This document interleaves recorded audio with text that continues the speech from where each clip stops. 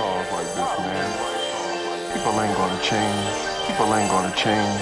Why do we even write songs like this, man? People ain't gonna change. People ain't gonna change. People ain't gonna change.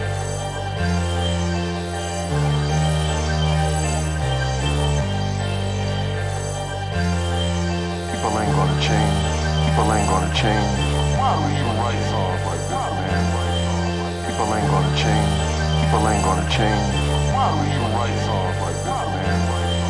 People ain't gonna change. People ain't gonna change. One of the things I've been suggesting to my audiences, it's one of the rules in my book, is that you should tell the truth, or at least you shouldn't lie. It's like you can't tell the truth because what the hell do you know?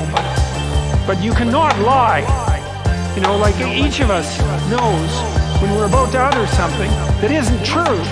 Now sometimes maybe you're confused about it because you're ignorant and you're biased and so you say something and it might be true and it might not be, but you're not clear about it. But sometimes it's pretty damn clear that you say something or you do something that you know perfectly well not to be true and you do it anyways. And the proposition that Genesis puts forward is if you act in truth, then the order you produce is good, regardless of how it appears. It's an axiomatic statement of ethical, it's an axiomatic ethical proposition that the job of whatever extracts order from chaos is properly done if it's done in truth. And that's worth thinking about because it might be true. People ain't gonna change. People ain't gonna change. Why do we even write songs like this, man?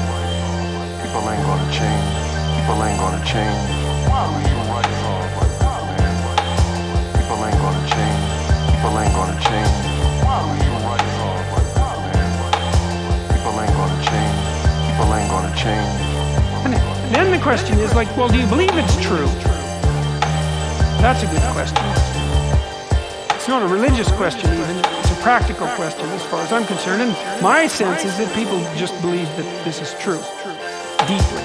And the way you can tell that is not by what they say, but by what they do. So, for example, one of the things that you might observe is that, you know, if you love someone, your children, let's say, you don't tell them that the best way to get through the world is to lie about everything all the time.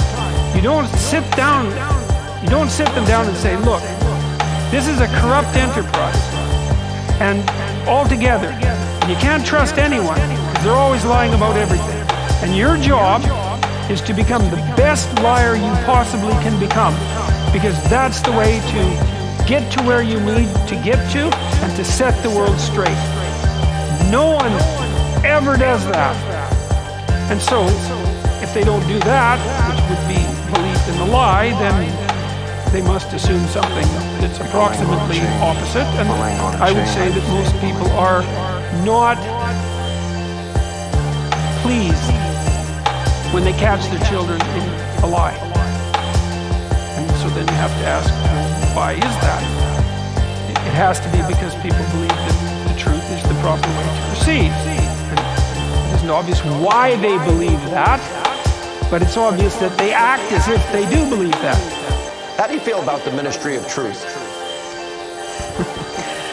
This is the kind of thing that you see in dictatorships, this ministry of truth, this department of propaganda that the Biden administration has just stood up. And the reason why you see this in dictatorships is because they're afraid of us. They're afraid of the people. They're afraid that we might actually think for ourselves. And so now they've created this body that will do two things. Number one, it'll use taxpayer dollars to work through the mainstream media and flood the airwaves with whatever their propaganda narrative is that they're pushing at any given time, and try to drown out anyone with alternate views.